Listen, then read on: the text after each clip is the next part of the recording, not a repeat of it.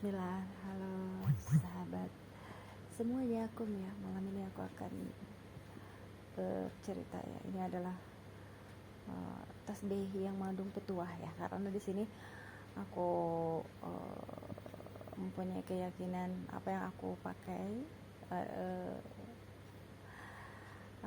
sebagai hadiah oleh-oleh umroh, yang bukan semata oleh-oleh umroh ya, yang memberikan ketenangan batin aku. Di sini aku memohon sama Allah, aku di depan Ka'bah itu agar aku diberikan ketenangan dan ketentraman. Bukan aku pengen sukses, aku pengen kaya, tapi keberkahan hidup, terus ketenangan dan ketentraman batin. Karena jika itu semua sudah tidak ada dalam hati kita, maka repot. Jadi di sini aku ingin mengatakan ini adalah tasbih pembagian, sisa pembagian ya. Karena aku sengaja membeli yang mahal buat dibagiin ke tetangga, ke keluarga, dan ke teman ya. Dan ini sisa yang murah, termurah, yang putih adalah oleh umroh ya, umroh. Dan yang ini adalah seseorang dari jemaah ilmu kejawen menitipkan pesan waktu itu. Setelah periode ini ada datang ini ya, maksudnya ini aku memaknai ya, ini ibarat kata umroh 2018 itu adalah periode terakhir, maksudnya loh, Nabi Muhammad gitu. Nabi Muhammad itu punya periode, maksudnya gini, periode itu kepemimpinannya. Aku merasa ini adalah kepemimpinan baru.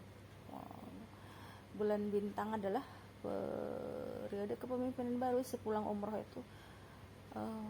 Kalau dimaknakan ya, periode bulan bintang, periodenya kepemimpinan baru, tetapi nabi terakhir tetap Nabi Muhammad gitu. Aku memaknakan seperti itu. Tasbih yang putih adalah periode kepemimpinan, dulu yang memimpin tuh Nabi Muhammad, kepemimpinan ya. Tapi kalau nabi kan nabi tetap Nabi Muhammad, nabi terakhir, tidak ada nabi lain setelah Nabi Muhammad. Tapi itu kepemimpinannya gitu.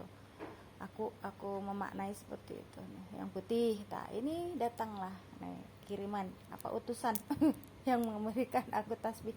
Ini sebenarnya tasbih, bukan gelang tangan. Nah, aku ada cerita. Waktu itu aku sepulang umroh itu, makanya aku dilarang pulang ke Indonesia. Kenapa? Karena mengalami dilema yang besar-besaran terjadi sama aku, sampai aku trauma yang luar biasa gitu. Tapi udahlah, yang ingin aku ceritakan ini tasbih seperti ini, tasbih panjang.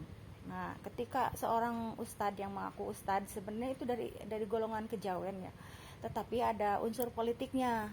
Jadi dia mengetahui banyak hal. Tasbih ini diputusin, dan aku menangis sejadi-jadinya ya. Karena waktu itu orang-orang yang berpolitik bermain, dan mulai dari kalangan dalam lah, kalangan kerabat aku, famili aku lah ya gitu. Jadi ya campur politik lah gitu ya, makanya aku menderita sekali. Tapi itulah yang harus aku jalani. Makanya kekuatan dari Mekah ya, kekuatan waktu aku umroh itu nggak boleh pulang aku ke Indonesia karena mengalami banyak hal yang mengganggu batin aku ya, menggoncang, seperti adanya ya sekarang yang, maksudnya kalau goncangan itu tidak terlalu kalau dibandingkan dengan apa yang terjadi sama aku, luar biasa. Tetapi di sini Allah tidak semata-mata menguji aku kalau aku tidak kuat ya gitu intinya. Ini jadinya kalau tidak aku ambilin, ini nggak ada, maksudnya ini sengaja aku rangkai kembali karena ini udah berceceran, udah berantakan di mana-mana. Dan ustadz itu menyepelekan sekali gitu, sama seperti waktu aku cadar itu, dia menyepelekan sekali ya. Dan aku hanya bisa menangis sejadi-jadinya. Dia pantas saja aura yang besar itu dari tanah suci itu tidak menginginkan aku pulang ya ke Indonesia gitu. Aku mengalami hal yang besar, dan itu aku anggap sebagai ujian dalam hidup aku yang tidak semata-mata memberikan ujian yang berat-berat dan besar itu kalau aku tidak kuat menanggungnya gitu. Nah, jadi ini, tapi aku punya perasaan begini, kalau tasbih ini putus, apalagi sampai berantakan, maka sesuatu akan banyak hal terjadi. Ternyata ini menyangkut alam ya, alam semesta begini. Seseorang yang berniat baik terlebih hijrah ya, jangan pernah diganggu. Kalau menurut aku ya, aku kan dalam proses perbaikan diri, mulai dari hijab, nikah. Kalau nikah sih kan sepulang umroh ya. Hijab itu aku lakukan sebelum umroh ya. Aku itu sehingga temen yang tadinya tidak berhijab juga memakai hijab gitu. Jadi di sini kalau nikab kan beda lagi. Aku tidak memaksakan kalau nikab. Jadi waktu itu kan aku dalam proses perbaikan. Nah, ketika orang-orang yang ada demi kepentingan politiknya juga terus menyuruh aku lepas gitu ya, kayaknya kayak gimana gitu aku mau pakai nikab itu gitu.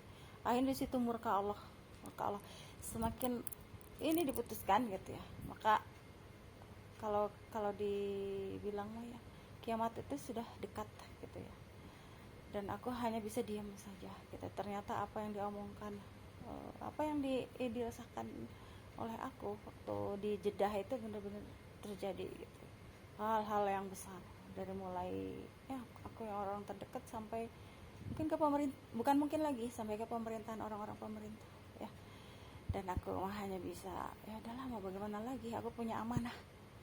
Aku datang ke Indonesia punya amanah, banyak amanah sepulang dari umroh 2018 itu. Amanah tanaman, terus tanaman-tanaman aku dituntun untuk menjaga kelestarian gitu ya, jadi tidak memberikan sesuatu yang terbengkalai. Terus kucing-kucing ditambahin sampai aku kelelep.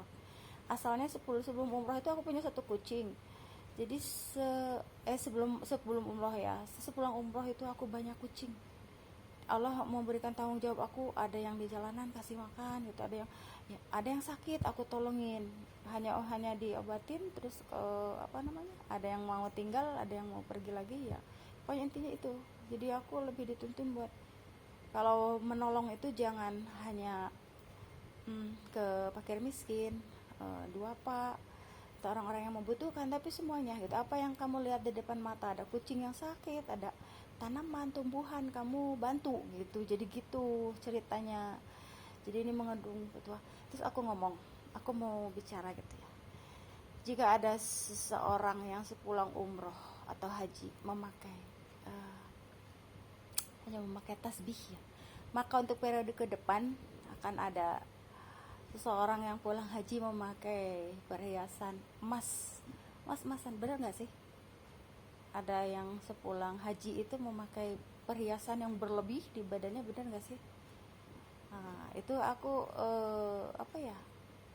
Itu udah tanda-tanda, udah sesuatu yang